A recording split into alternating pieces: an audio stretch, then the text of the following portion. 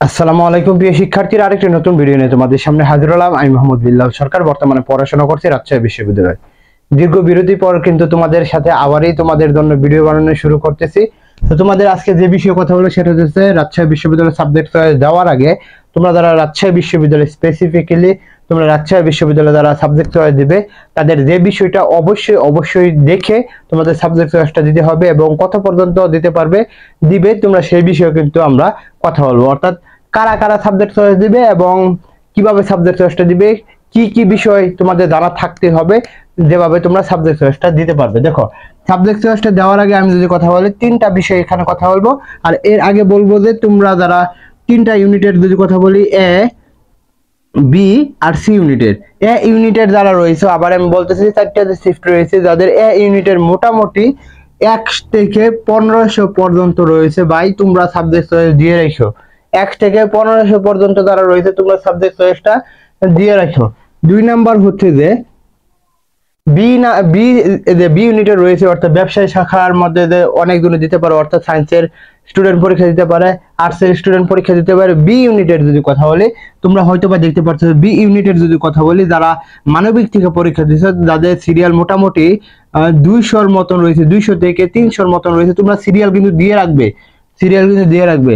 আর যারা সায়েন্স থেকে পরীক্ষা দিয়ে রয়েছে তারা কিন্তু 400 পর্যন্ত সিরিয়াল দিয়ে রাখবে। 1 নাম্বার কথা, কত বছর কত ছিল, কত বছর আগে কত ছিল এটা কোনো দেখার নাই, যেহেতু তুমি এখানে মেরিট করেছো অর্থাৎ তুমি এখানে সাবজেক্ট চয়েসটা দিয়ে রাখবে, এটা হলো মেইন কথা। সি ইউনিটের যদি কথা বলি এখানে কিন্তু সায়েন্সের ইউনিট, অর্থাৎ মোটামুটি গত বছর 1800 গেলে তোমাদের যাদের সিরিয়াল 2500 পর্যন্ত রয়েছে তোমরা কিন্তু এখানে সিরিয়াল দিয়ে রাখবে। এখন আমরা কথা বলবো যে সাবজেক্ট চয়েস দেওয়ার আগে তোমাদের কি কি বিষয় জানা অবশ্যই জরুরি, এই বিষয়ে কথা বলবো। প্রথম যেটা কথা বলবো সেটা হচ্ছে নিজের কথা শোনা, অর্থাৎ অনেকজনের কথা হলো ভাই এই সাবজেক্ট ভালো, ওই সাবজেক্ট ভালো, এখানে পড়লে এটা হবে, ওইখানে বলে ডিমান্ড বেশি হবে। ভাই তুমি তো নিজেরটা জানো, তুমি কোয়ালিটি কত পর্যন্ত, তুমি কতটুকু নিতে পারো, তোমার প্যাশন কোন জায়গায়, যদি তুমি সেটা বুঝতে পারো সেটা কিন্তু তোমার জন্য মঙ্গলজনক হবে। অর্থাৎ তোমার প্রথমে এনশিওর করতে হবে, নিজের কথা শুনতে হবে, তুমি কোন দিকে যেতে চাও, কোনটা সাবজেক্ট পেতে চাও। এটা যেটা সবচেয়ে বেশি যাদের মধ্যে সবচেয়ে বেশি এটা সমস্যা, সেটা হচ্ছে যাদের টপ মেরিট করে অর্থাৎ সামনের দিকে থাকে তাদের কিন্তু এই সমস্যা হয়ে যায়। 2 নাম্বার কথা হলো প্যাশনের সাথে সাথে ডিমান্ডটাও তোমাকে দেখতে হবে। অর্থাৎ তোমার প্যাশন হচ্ছে এক সাবজেক্ট, লাইক আমি কোনো সাবজেক্ট বলতে চাচ্ছি না যে এই সাবজেক্টের তোমার অনেক প্যাশন কিন্তু ডিমান্ড নাই, তাহলে কিন্তু হলো না। প্যাশনের সাথে সাথে তোমার ডিমান্ডটাও কিন্তু থাকতে হবে। 3 নাম্বার কথা বলবো তুমি কি করতে চাও, অর্থাৎ তোমার ভবিষ্যৎ প্ল্যানটা কি।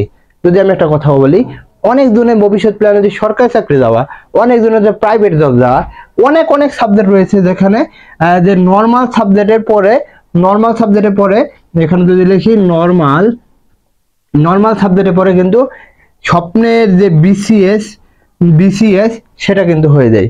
আবার অনেকজনে কি হয়, তুমি কি করতে চাও, অনেকজন আছে, আমি যেহেতু রাজশাহী বিশ্ববিদ্যালয়ে পড়ি অনেকজনের সাথে কথা হয়েছে, অনেকজনে এই বিসিএস পরীক্ষা দিবে না, তাদের কি মেইন যেটা বিদেশ চলে যাবে, কর্পোরেট জব করবে। তো তুমি কি করতে চাও, কর্পোরেট জবে যেতে চাও না বিসিএস দিতে চাও বা সরকারি চাকরি পরীক্ষা দিতে চাও?